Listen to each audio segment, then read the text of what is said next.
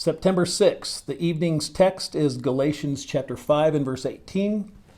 But if you are led by the Spirit, you are not under the law. He who looks at his own character and position from a legal point of view will not only despair when he comes to the end of his reckoning, but if he be a wise man, he will despair at the beginning. For if we are to be judged on the footing of the law, there shall no flesh living be justified. How blessed to know that we dwell in the domains of grace and not of law.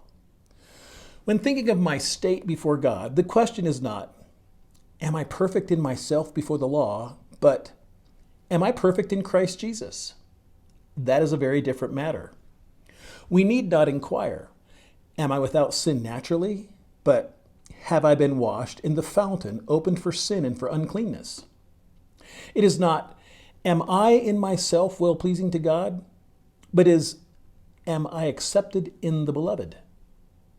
The Christian views his evidences from the top of Sinai and grows alarmed concerning his salvation. It were better far if he read his title by the light of Calvary. Why, says he, my faith has unbelief in it. It is not able to save me. Suppose he'd considered the object of his faith instead of his faith. Then he would have said, there is no failure in him, and therefore I am safe. He sighs over his hope. My hope is marred and dimmed by an anxious carefulness about present things. How can I be accepted? Had he regarded the ground of his hope, he would have seen that the promise of God stands sure, and that whatever our doubts may be, the oath and the promise never fail.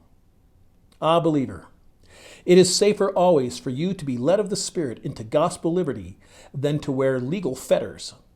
Judge yourself at what Christ is rather than at what you are.